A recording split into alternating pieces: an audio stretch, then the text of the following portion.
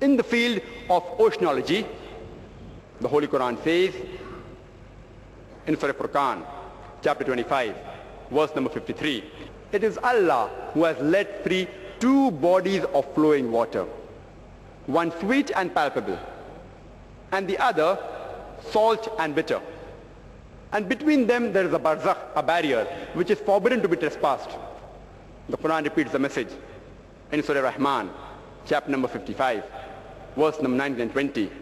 Marajal bahrain yaltaqiyan, bainahuma barzakhun la yabghiyan. That it is Allah who has let free two bodies of flowing water which meet, and between them there is a barrier which is forbidden to be trespassed.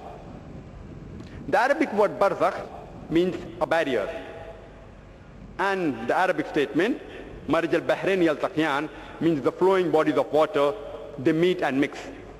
Previously the commentators, they could not understand the two opposite description of the two bodies of flowing water. It says they meet and mix, as well as it says there's a barrier between them. The commentator of the Quran could not explain what did this verse actually mean. It was confusing. Today, we have come to know with the help of science that there is a slanting barrier between the two bodies of salt water and sweet water, between the salt sea and the sweet sea. And whenever water passes from one sea to the other sea, it loses its characteristic and gets homogenized into the water it flows. There is a barrier, but this barrier is called as a transitional homogenizing space or area. Both the waters, though they meet and mix, but the characteristics yet remain the same. Salt water remains salt, the sweet water remains sweet. And this phenomena can be seen in Cape Point, southernmost tip of South Africa in Cape Town, where salt and sweet water meet, but they are distinct. They don't mix. When they flow across, the water changes its characteristics. Similar thing can be observed in Egypt when River Nile flows into the Mediterranean Sea, as well as the example of Gulf Stream, which starts in the Gulf of Mexico, though it flows for thousands of miles. Both the water, salt and sweet water, they are distinct.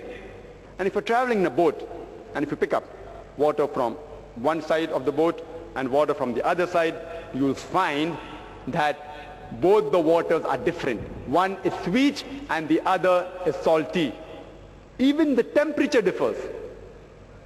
Even in the area of Gibraltar, the Atlantic and the Mediterranean Ocean, there is an unseen barrier. And this was confirmed, this phenomena which the Quran speaks about, was confirmed by Professor Hay, who is a leading Marine of USA. The Quran asks the people that which of the favors of their Lord will you deny?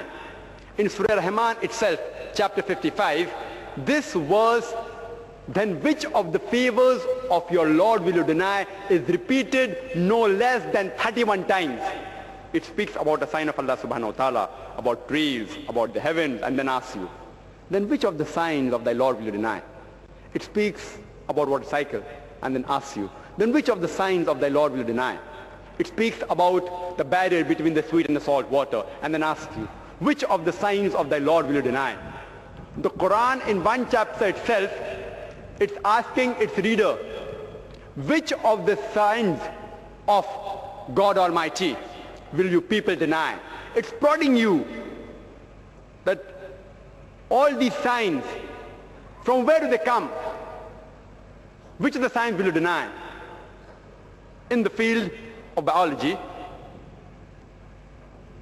the Holy Quran says in Surah Al-Anbiya, chapter number 21, verse number 30, وَجَعَلْنَا مِنَ الْمَاءِ كُلَّ شَيْءٍ حَيٍّ. We have created every living thing from water. Will you not then believe? Imagine, in the deserts of Arabia, where there was scarcity of water, the Quran says everything was created from water. Who would have believed in it?